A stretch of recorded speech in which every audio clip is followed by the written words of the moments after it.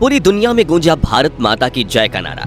इसरो ने वो कर दिखाया जिसका उसने वादा किया था। विक्रम रोवर ने चांद पर नई खोज का चलाया महाअभियान। स्पेस एक्सप्लोरेशन के फील्ड में भारत की एक बहुत बड़ी जीत, वो जीत जिसे सदियों तक याद रखा जाएगा। दोस्तों, 23 अगस्त 2023 का दिन दुनिया के इतिहास में हमेशा के लिए अमर हो गया है। खासतौर से हमारे भारत के इतिहास में इस दिन को हर साल एक त्योहार की तरह सेलिब्रेट किया जाएगा, क्योंकि यही वो दिन है जब चंद्रयान 3 ने चांद की दक्षिणी ध्रुव पर सफलतापूर्वक लैंड किया और दुनिया को दिखाया कि आज का भारत साइंस एंड टेक्नोलॉजी के फील्ड में भी किसी से पीछे नहीं है। पूरा देश इस वक्त इसरो और चंद्रयान की इस सफलता का जश्न मना रहा है और दुनिया भर के न्यूज चैनलों पर हमारे देश और हमारी स्पेस एजेंसी की चर्चा चल रही है। हर तरफ से हमें इस कामयाबी के लिए बधाइयां मिल रही हैं, लेकिन इसरो वैज्ञानिकों ने जीत के इस माहौल में अपना फोकस नहीं खोया है। उन्हें मालूम है कि ये मिशन अभी आगे 14 दिनों तक चलने वाला है और इन 14 दिनों में कोई गड़बड़ी ना हो, इसके लिए वैज्ञानिक फिर से अपने काम में लग गए हैं। तो ऐसे में अब सवाल ये उठता है कि चंद्रयान तो सफलतापूर्वक चांद पर लैंड कर चुका है, फिर इसरो 14 दिन तक और क्या करने वाला है? क्या अभी भी इस मिशन का कुछ अहम हिस्सा बाकी है? अगर हाँ, तो वो क्या है? आइए सब कुछ आपको डिटेल में समझाते हैं। दोस्तों, जैसा कि आप सभी जानते हैं कि 23 अगस्त की शाम चंद्रयान 3 की लैंडिंग को करोड़ों लोगों ने लाइव देखा और ये दुनिया में एक नया कीर्तिमान बना। दरअसल अलग अलग राज्य सरकारों द्वारा इस ऐतिहासिक पल की लैंडिंग को लाइव दिखाने के लिए खास इंतजाम किए गए थे। उदाहरण के लिए उत्तर प्रदेश के अंदर सरकारी स्कूलों में बच्चों को ये लाइव इवेंट दिखाया गया, साथ ही लोग अपने मोबाइल और टीवी पर भी इस ऐतिहासिक पल को देख सके, इसका भी खास इंतजाम था। जैसे ही चंद्रयान 3 ने चांद की सतह पर अपना कदम रखा, हर तरफ जश्न का माहौल शुरू हो गया। यहाँ तक कि लोगों ने खुशी में आतिशबाजी भी की। वाकई ये दिन हम कभी नहीं भूल पाएंगे। भारत अब चांद पर उतरने वाला दुनिया का चौथा देश बन गया है। सोचिए, पूरी दुनिया में सिर्फ 4 देश ऐसे हैं जो चांद तक पहुंच पाए हैं और उन 4 देशों में एक हमारा भारत है। ये सोचकर ही गर्व महसूस होता है। साथ ही चांद के दक्षिणी ध्रुव में उतरने वाले ये दुनिया का पहला देश बन गया है। जब कभी चांद के इस इलाके में पहुंचने वाले देशों की लिस्ट बनेगी तो उसमें भारत का नाम हमेशा सबसे ऊपर रहेगा, क्योंकि ये कारनामा सबसे पहले भारत ने ही किया है। आज हमारे देश का झंडा सिर्फ धरती ही नहीं बल्कि चांद पर भी लहरा रहा है और इन सब उपलब्धियों के लिए हमें अपनी स्पेस एजेंसी इसरो और इसमें काम करने वाले वैज्ञानिकों पर फख्र होना चाहिए। इतनी बड़ी सफलता मिलने पर भी वैज्ञानिकों ने अपना फोकस मिशन से नहीं हटाया और ऐसे डेडिकेशन के लिए उन्हें दिल से सैल्यूट है। पर सवाल ये उठता है कि इस मिशन में अब आगे क्या क्या होने वाला है। लेकिन उससे पहले चलिए हम आपको बताते हैं कि हमारे लिए इस कामयाबी का महत्व क्या है और ये माइलस्टोन हासिल करने में हमारे वैज्ञानिकों को कितनी मेहनत करनी पड़ी है। दोस्तों, आपको 2008 में हुआ चंद्रयान 1 मिशन तो याद ही होगा। इस श्रृंखला का पहला मिशन था जो पूरी तरह कामयाब भी रहा था, लेकिन इस मिशन में चांद पर लैंड करना शामिल नहीं था। ऐसे में हमारे इसरो वैज्ञानिकों ने लैंडिंग को अपने अगले मून मिशन यानी कि चंद्रयान 2 का हिस्सा बनाया।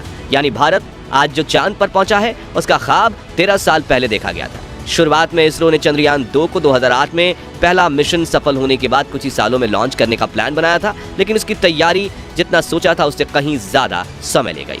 यही वजह थी कि चंद्रयान 1 के बाद चंद्रयान 2 मिशन कोई 11 साल बाद 2019 में लॉन्च किया गया। यानी आज जो कुछ हम अपने चंद्रयान 3 में अचीव कर रहे हैं उसका प्लान हमने चंद्रयान 2 में बनाया था, मगर दुर्भाग्य से हमारा वो मिशन पूरी तरह कामयाब नहीं हो पाया और चंद्रयान 2 का लैंडर अपने आखिरी कुछ मिनटों में बेकाबू होकर चांद पर क्रैश हो गया। यानी 11 साल तैयारी करके भी हम उस मिशन में कामयाब नहीं हो पाए और तब दुनिया के कई देशों ने न सिर्फ हमारी एबिलिटी पर सवाल उठाया बल्कि हमारे इस फेलियर का मजाक भी बनाया। इसलिए उन सभी देशों को जवाब देने और उनका मुंह बंद करने के लिए चंद्रयान 3 मिशन कामयाब होना हमारे लिए बहुत महत्वपूर्ण था। दोस्तों, जब चंद्रयान 2 का लैंडर चांद की सतह पर क्रैश हुआ तो उस समय के इसरो चीफ के7 ने मिशन के आखिरी 15 मिनटों को 15 मिनट ऑफ टेरर का नाम दिया था और उन 15 मिनटों की याद में हमारे जहन में चंद्रयान 3 की लैंडिंग के दौरान भी जिंदा थी। हमें बस यही डर सता रहा था कि 4 साल पहले जो चंद्रयान 2 के साथ हुआ वो दोबारा ना हो। असल में दोस्तों, इस तरह के मिशन जिसमें किसी दूसरे प्लेनेट या सेलेस्टियल बॉडी पर लैंड करना होता है उनमें लैंडिंग से पहले कुछ मिनट बहुत ज्यादा क्रिटिकल होते हैं। चंद्रयान 2 की बात करें तो वो उन आखिरी पलों में हॉरिजॉन्टल से वर्टिकल नहीं हो पाया था, जिसके चलते उसने क्रैश लैंड किया था। लेकिन इस बार इस तरह की सभी मुसीबतों से निपटने के लिए हमारे वैज्ञानिक पहले से ही तैयार थे। यहाँ तक कि इसरो चीफ एस सोमनाथ ने पहले ही ये कह दिया था कि चाहे चंद्रयान के सारे सेंसर्स और 2 इंजन फेल ही क्यों ना हो जाए, तब भी चंद्रयान 3 लैंड जरूर करेगा। इसके अलावा अगर सिचुएशन बिल्कुल खराब हो जाती तो इसरो ने इसके लिए भी प्लान बी बनाया हुआ था। ऐसी कंडीशन में लैंडिंग को डिले कर दिया जाता और फिर 27 अगस्त को चांद पर ये उतरता, लेकिन सौभाग्य से ऐसा कुछ नहीं हुआ और हमारा चंद्रयान प्लान ए के अनुसार ही चांद की सरजमी पर सुरक्षित रूप से लैंड कर गया। अब बात करते हैं ये मिशन 14 दिनों तक और क्यों चलने वाला है। असल में दोस्तों अभी तो चंद्रयान 3 का रोवर बाहर निकला है, अब आगे उसे इस अंधेरी और वीरान दुनिया में अपने रिसर्च को अंजाम देना है, जिसके लिए उसे वहां भेजा गया है। और इसरो वैज्ञानिकों ने इस रिसर्च को पूरा करने के लिए 14 दिन यानी कि एक लूनर डे का प्लान बनाया है। इस काम करने के लिए चंद्रयान 3 के साथ प्रज्ञान रोवर भी भेजा गया है और एक 6 पहियों वाला ये बेहद ही आधुनिक रोवर वहां खोज करेगा। अब प्रज्ञान रोवर की मदद से इसरो वैज्ञानिक चांद के अलग अलग हिस्सों में जाकर वहां अपना टेस्ट करेंगे। हमारा ये रोवर चांद की सतह के सैंपल कलेक्ट करेगा और उन पर जरूरी टेस्ट रन करके जो रिजल्ट आएगा उसे पृथ्वी पर यानी इसरो वैज्ञानिकों को भेजेगा। इन 14 दिनों में चांद के वायुमंडल, मिट्टी और पत्थरों पर शोध किया जाएगा। साथ ही वहां आने वाले भूकंप का भी इसरो वैज्ञानिक गहनता से अध्ययन करेंगे।